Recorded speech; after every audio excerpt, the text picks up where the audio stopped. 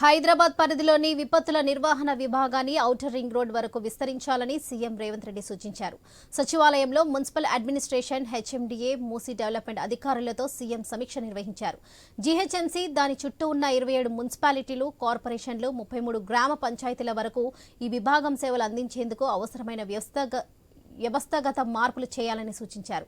Hyderabad disaster response and assets monitoring project ప్రొడక్షన్గా అని పేరు పెట్టాలని ప్రాథమికంగా నిర్ణయించారు. కేవలం వరదలు, ప్రమాదాలు సంభవించినప్పుడే కాకుండా ఇకపై విపత్తుల నిర్వహణ భాగం సిటీ ప్రజలకు నిరంతరం సేవలు అందించేలా పునర్వ్యవస్థీకరణ జరగాలన్నారు.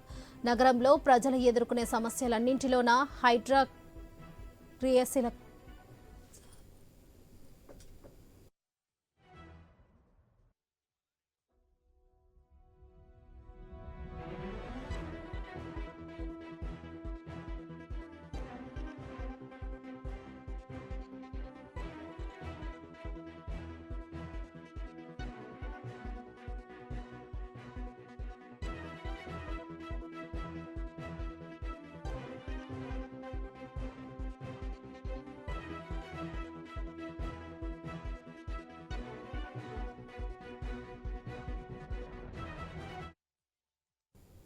కొత్త చట్టాలపై ప్రజల్లో అవగాహన కల్పించాలని అధికారులను ఆదేశించారు తెలంగాణ డీజీపీ రవిగుప్తా.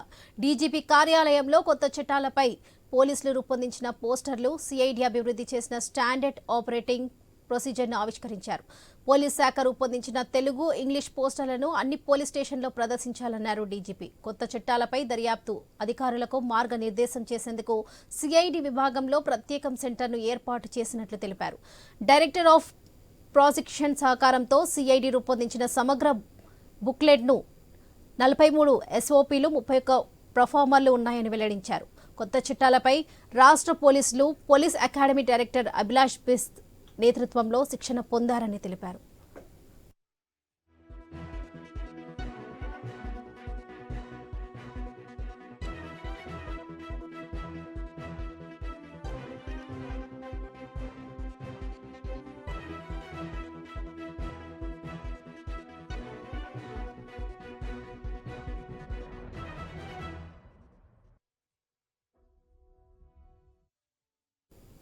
వదిలేయడానికి, వదిలించుకొని వెళ్ళడానికి చాలా తేడా ఉంది.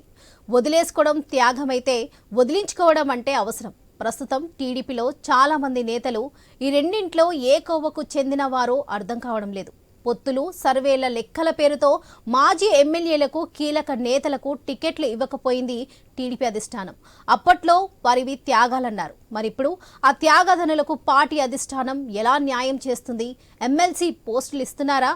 నామినేటెడ్ పదవులు ఇస్తారా? పదవుల సంగతి పక్కన పెడితే వారి భవిష్యత్ ఏంటి? ఇంతకీ సీట్ల త్యాగం చేసిన నేతలెవరు? చూద్దాం.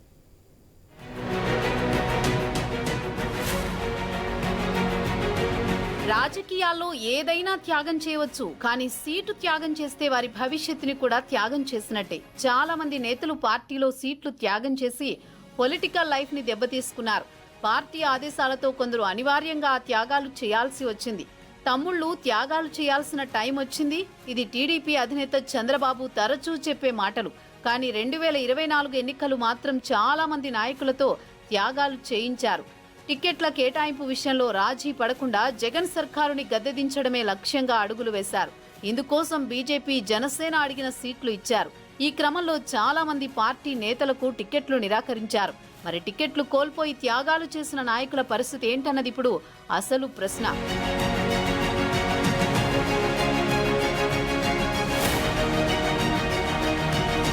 ఉమ్మడి అనంతపురం జిల్లాలో 4 కీలక నేతల రాజకీయ భవిష్యత్ ఇప్పుడు ప్రశ్నార్థకంగా మారింది. ఇందులో ముఖ్యంగా పరిటాల శ్రీరామ్ గురించి చెప్పాలి. పరిటాల కుటుంబానికి రాష్ట్ర వ్యాప్తంగా గుర్తింపు ఉంది. ఆ కుటుంబంలో పరిటాల సునీతతో పాటు తనయుడు పరిటాల శ్రీరామ్ కూడా రాజకీయాల్లో యాక్టివ్గా ఉన్నారు. అయినా వారు ఏ రోజు 2 టికెట్లు ఆశించలేదు. రాప్తాడు నియోజకవర్గానికే పరిమితమయ్యారు.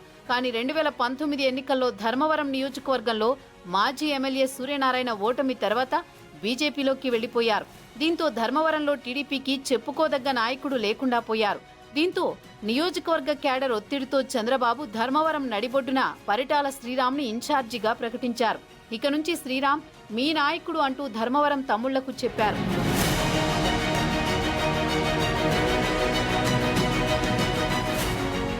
అధినేత ఆదేశాలతో పరిటాల శ్రీరామ్ రాప్తాడు నుంచి ధర్మవరానికి వచ్చారు. పరిటాల సునీత మళ్లీ రాప్తాడులో బాధ్యతలు తీసుకున్నారు. ధర్మవరంలో అడుగుపెట్టిన పరిటాల శ్రీరామ్ వైసీపీని ఎదుర్కొంటూ 4.5 ఏళ్ల పాటు పార్టీని కాపాడారు. ఒకప్పుడు తెలుగుదేశం అని చెప్పుకునేందుకు భయపడే పరిస్థితి నుంచి పార్టీ గెలుపు అంచుల్లో ఉందని చెప్పేదాకా తీసుకొచ్చారు. యువగళం పాదయాత్రలో నారా లోకేష్ కూడా పరిటాల శ్రీరామ్ ధర్మవరం నుంచి పోటీ చేస్తారని, ఆయన్ని గెలిపించాలని ప్రజలకు విజ్ఞప్తి చేశారు. ఇక శ్రీరామ్ పోటీ చేయడం గెలవడం కూడా లాంఛనమే అన్న సమయంలో సమీకరణాలు ఒక్కసారిగా మారిపోయాయి. కూటమి పొత్తులో అనూహ్యంగా ధర్మవరం సీటును బీజేపీకి కేటాయించారు టీడీపీ అధినేత చంద్రబాబు. అక్కడ మాజీ ఎమ్మెల్యే గోనుగుంట్ల సూర్యనారాయణ మొదటి పోటీ చేస్తారని అంతా భావించినా బీజేపీలో సీనియర్ నాయకుడైన సత్యకుమార్ని ధర్మవరం అభ్యర్థిగా ప్రకటించింది ఆ పార్టీ అధిష్టానం. మొదట్లో సీటు రానందుకు పరిటాల శ్రీరామ్ కొంత ఆవేదనకు గురైనా అధినేత ఆదేశాలతో బీజేపీ అభ్యర్థి సత్యకుమార్కు సహకరించారు.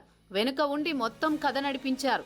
ధర్మవరంలో అసలు ఓటు బ్యాంకు లేని బీజేపీ అభ్యర్థిని సిట్టింగ్ ఎమ్మెల్యేగా ఉన్న కేతిరెడ్డి వెంకటరామిరెడ్డి లాంటి బలమైన నాయకుడిపై విజయం సాధించేలా చేశారు. శ్రీరామ్ కేవలం సీటు మాత్రమే త్యాగం చేయలేదు. పొత్తు ధర్మాన్ని పాటించి పిఠాపురం తరహాలో సత్యకుమార్ వెనకుండి చాలా కృషి చేశారు. పార్టీలో ఏ ఒక్కరూ పక్కకు వెళ్లకుండా జాగ్రత్తలు తీసుకున్నారు. సత్యకుమార్ ఎమ్మెల్యేగా గెలవడమే కాకుండా మంత్రి కూడా అయ్యారు.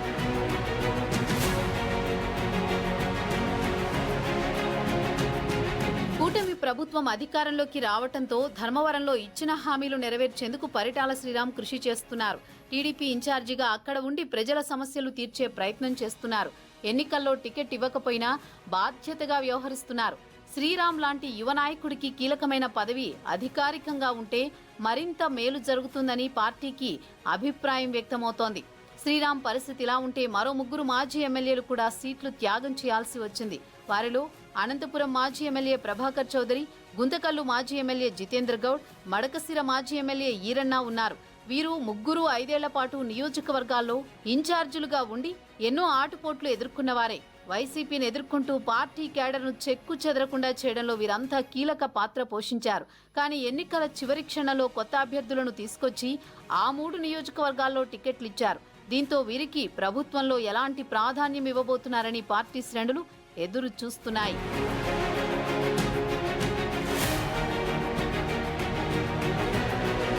అనంతపురం విషయానికొస్తే మాజీ ఎమ్మెల్యే ప్రభాకర్ చౌదరి కాదని దగ్గుబాటి ప్రసాద్కి టికెట్ ఇచ్చారు. గుంతకల్లులో జితేంద్ర గౌడ్ను కాదని కర్నూలు జిల్లాకు చెందిన అందులోనూ వైసీపీ నుంచి వచ్చిన గుమ్మనూరు జయరాంకు టికెట్ ఇచ్చారు. మడకసిరిలో అయితే మరీ దారుణం, ఈరన్న కుమారుడికి మొదటి టికెట్ ప్రకటించారు. అయితే చివరికి ఎంఎస్ రాజుకు టికెట్ కన్ఫర్మ్ చేశారు. దీంతో ఈ 3 చోట్ల తెలుగుదేశం పార్టీ శ్రేణులు పెద్ద ఎత్తున నిరసన కార్యక్రమాలు చేపట్టాయి. పార్టీకి వ్యతిరేకంగా ఆందోళన చేశారు. అయినా చంద్రబాబు వెనక్కు తగ్గలేదు. 3 మాజీ ఎమ్మెల్యేలను పిలిపించి మాట్లాడారు. భవిష్యత్తులో న్యాయం చేస్తామని హామీ ఇచ్చారు. అంతేకాకుండా పార్టీలో కొన్ని కీలకమైన పదవులు ఇచ్చారు. మాజీ ఎమ్మెల్యే ప్రభాకర్ చౌదరికి జాతీయ ప్రధాన కార్యదర్శి పదవి ఇచ్చారు. మిగిలిన వారికి పార్లమెంటు ఇన్ఛార్జీలుగా ఇచ్చారు. దీంతో వారంతా పార్టీ కోసం కష్టపడి పనిచేశారు. రాష్ట్రంలో కూటమి ఏకంగా 164 సీట్లు గెలిచింది. ఇలాంటి సమయంలో సీట్లు త్యాగం చేసిన వారికి చంద్రబాబు ఎలాంటి గుర్తింపు ఇస్తారన్నది చర్చనీయాంశంగా మారింది.